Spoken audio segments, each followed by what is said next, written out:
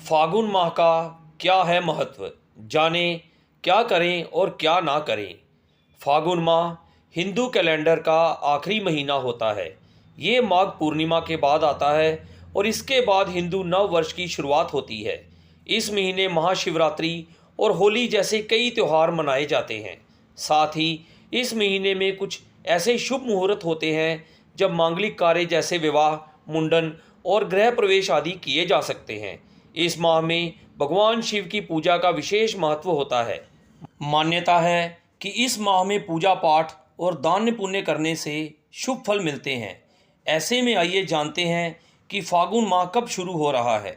इसके साथ ही जानिए इस माह में क्या करना चाहिए और क्या नहीं।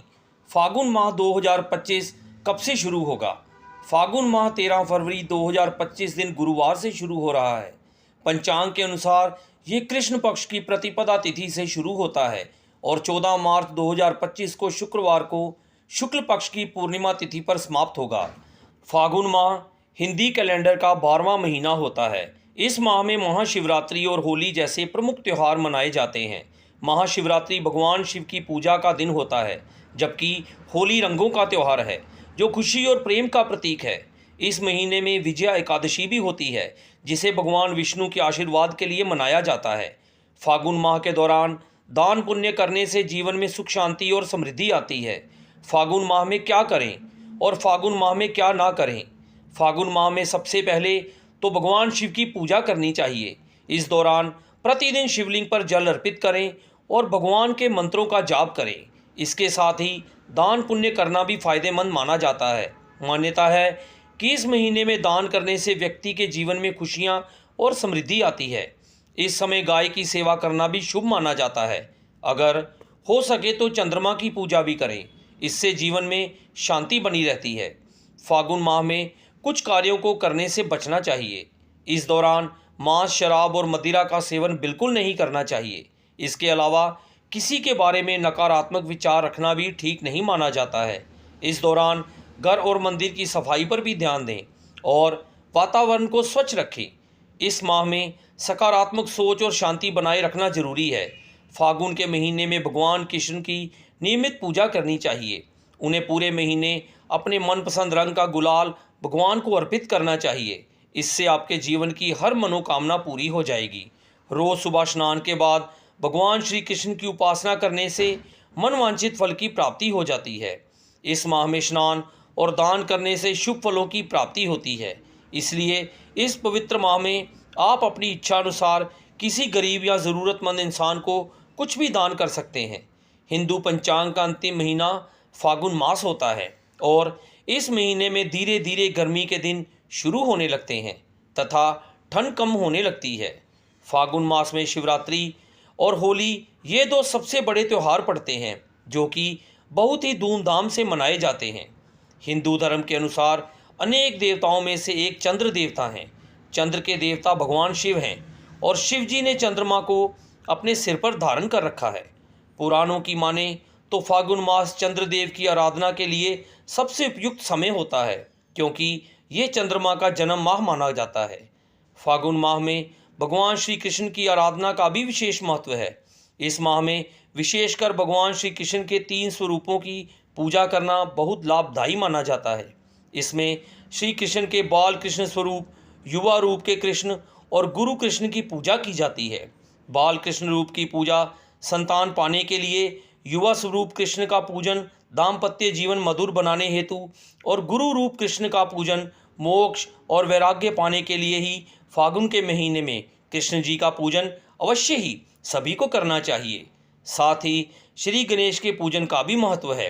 फागुन महीने में अपने खान पान और दिनचर्या में बदलाव करना बहुत ही खास माना जाता है, क्योंकि इस माह भोजन में अनाज का प्रयोग कम करके मौसमी फलों का सेवन अधिक करने की मान्यता है। फागुन मास की कथा के अनुसार सतयुग की बात है। उस समय एक बड़ा ही धर्मात्मा राजा का राज्य था। उसके राज्य में एक ब्राह्मण था। उसका नाम था विष्णु शर्मा। विष्णु शर्मा के 7 पुत्र थे और वे सातों अलग अलग रहते थे। जब विष्णु शर्मा का वृद्धावस्था का समय आया तो उन्होंने सब बहुओं को कहा, तुम सब गणेश का व्रत करो। स्वयं विष्णु शर्मा भी इस व्रत को किया करते थे। अब बूढ़ा हो जाने पर वह दायित्व अपनी बहुओं को सौंपना चाहता था। जब उसने बहुओं से इस व्रत के लिए कहा तो बहुओं ने नाक सिकोड़ते हुए उसकी आज्ञा ना मानकर उसका अपमान कर दिया। अंत में छोटी बहू ने अपने ससुर की बात मान ली और पूजन के सामान की व्यवस्था करके ससुर के साथ व्रत किया और भोजन नहीं किया और ससुर को भोजन करा दिया। जब आधी रात बीती तो विष्णु शर्मा को उल्टी और दस्त लग गए। तब छोटी बहू ने मलमूत्र में भरे गंदे कपड़ों को साफ करके ससुर के शरीर को धोया और पूरी रात बिना कुछ खाए पिए जागती रही। फिर गणेश जी ने उन दोनों पर अपनी कृपा की। ससुर का स्वास्थ्य ठीक हो गया और छोटी बहू का घर धन धान्य से पूर्ण हो गया। तत्पश्चात अन्य बहुओं को भी इस घटना से प्रेरणा मिली और उन्होंने भी श्री गणेश जी का व्रत किया। फागुन मास में जो भी व्यक्ति सच्चे मन से गणेश जी का व्रत करता है, भगवान गणेश उनकी सभी मनोकामनाएं पूरी करते हैं। फागुन महीने में तामसिक भोजन और मदिरा का सेवन ना करें, साथ ही आसुरी प्रवृत्ति का त्याग करें। मन और मस्तिष्क महादेव के ध्यान में लगाएं। फागुन महीने को रंगों का महीना भी कहा जाता है। इस महीने में होली मनाई जाती है। इसके लिए पूजा में आप अबीर का इस्तेमाल कर सकते हैं। भगवान को अबीर ज़रूर अर्पित करें। साथ ही रंग बिरंगे वस्त्र भी धारण कर सकते हैं।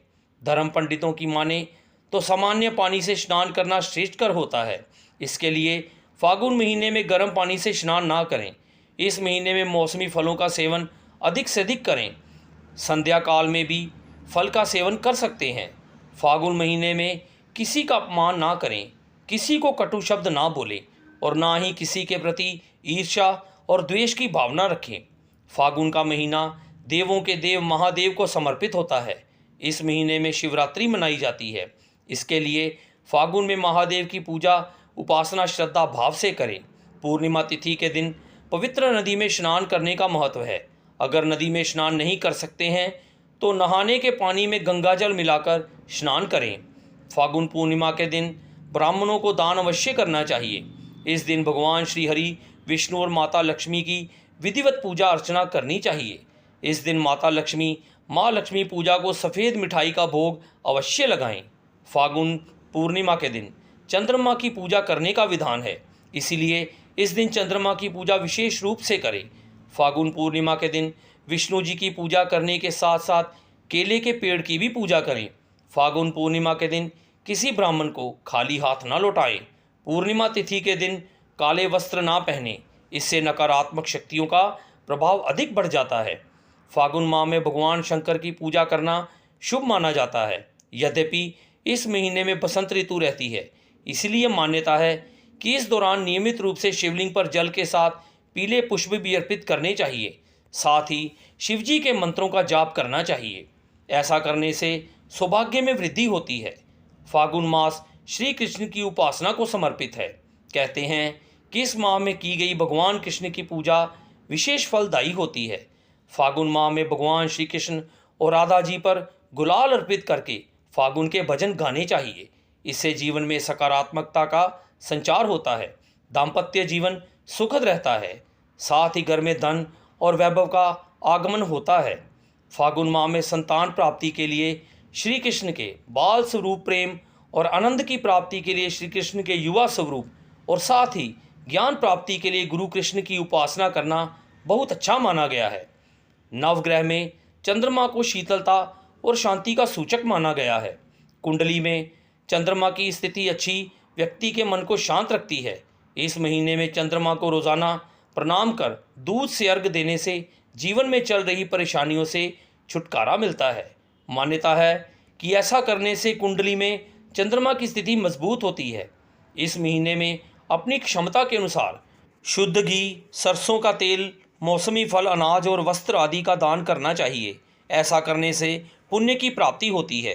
फागुन माह में होलाष्टक के इन 8 दिनों में कोई भी मांगलिक कार्य नहीं करना चाहिए, इससे दोष लगता है और कार्य सफल नहीं होते। पूरे फागुन माह में मांस, मछली या नशीली चीज़ों का सेवन बिल्कुल ना करें। इसके अलावा अपनी वाणी पर संयम रखें और क्रोध से बचें। फागुन प्रेम और उल्लास का महीना है, जीवन में मिठास घोलता है। ऐसे में इस महीने प्रेम पूर्वक व्यवहार करें, मन में बुरे विचार ना लाएं, दूसरों का अहित ना करें। इस पावन फागुन मास में दान करने का विशेष महत्व है।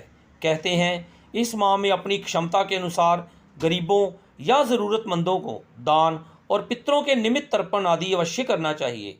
श्रीहरि, विष्णु, मत्स्य, ब्रह्मा और नारद पुराण के मुताबिक इसे मनवादी तिथि भी कहा जाता है, यानी इस दिन दिया गया दान बहुत ही खास माना जाता है।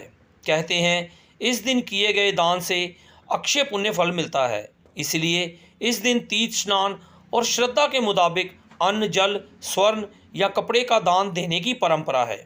फागुन मास में शुद्ध घी, तिल, सरसों का तेल, मौसमी फल आदि का दान अत्यंत ही पुण्य फल प्रदान करने वाला माना गया है। धन्यवाद।